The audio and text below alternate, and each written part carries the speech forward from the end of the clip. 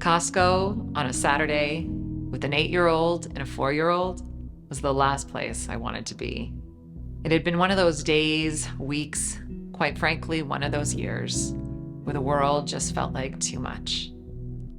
The pressure of just feeling like there's not enough time, there's not enough space, there's just not enough to get everything done and to be everywhere that I need to be.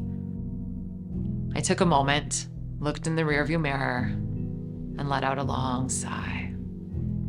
My kids looked at me wondering, why are we going in? And I was brought back to a core belief that I hold, that everything we need is right where we are because it is where we are.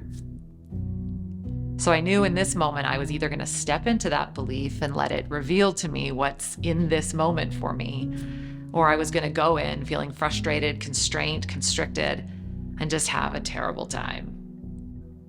So I gave myself a moment, collected the kids, and we walked in, deciding to be all where we are.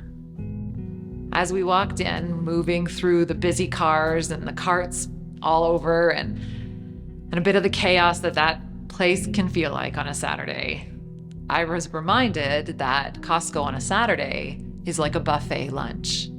Samples and snacks at the end of every aisle, which is great for some, but for my son, not so much. Allergic to dairy, eggs, nuts, soy, sesame, he usually can't have anything. So we moved along and my daughter snacked and sampled what she wanted, putting our things in our cart and just going along. We get to the second last aisle of the store. And I look, and this sweet old lady looks a little bit like Betty White, these perfect curls set in her hair. She's serving bread. And so I looked at the baguettes she had there and read the ingredients and saw that my son could have them. And I looked at her and I said, my son can't normally eat any of the samples, but he can have your bread. And so I asked Isaac if he wanted some, and he said yes. And she looked at him and looked at me and then went and cut off a big chunk and handed it over to him, and his eyes just lit up. You'd think he just got a giant candy bar. So I thanked her so much, and we continued on, and then we get close to the flowers near the end of the aisles, just before we're going through the till. And my son looks at me and says, Mom, I want to get that lady some flowers. And I took a moment and paused and thought, well, that's so odd and awkward. And no, we don't have time for that. We have to keep going. And then I remembered, be all where you are. Be right here. And I looked at my son and I said, sure, pick out some flowers. So he reaches over and he goes to pick out this giant bouquet of roses. And I thought, no, not roses, just pick out the cheap ones. And then I paused again and said, all right, sure, son, let's get those roses. He picks up these red roses, puts them in the cart, and we start going through the till. And as we're going through the till, he's looking up at the checkout ladies. And he pulls on my shirt and says, Mom, I want to give those ladies flowers too. And I thought, no, this is getting to be too much. I don't even know what's happening here. And I paused again and just remembered, be all here. So he pulled out a couple of roses from the bouquet, and I reach up and I hand them over the till and I say, these are for you. And they look at me totally confused and stunned and not really sure what's happening. And I just passed them along and I said, they're from my son. He wanted to give them to you. They smiled and they received them, and all of us were a bit confused about what's even happening here, but something about it felt right. So we moved along, we parked our cart, grabbed that giant bouquet of roses, and we walked back into the store.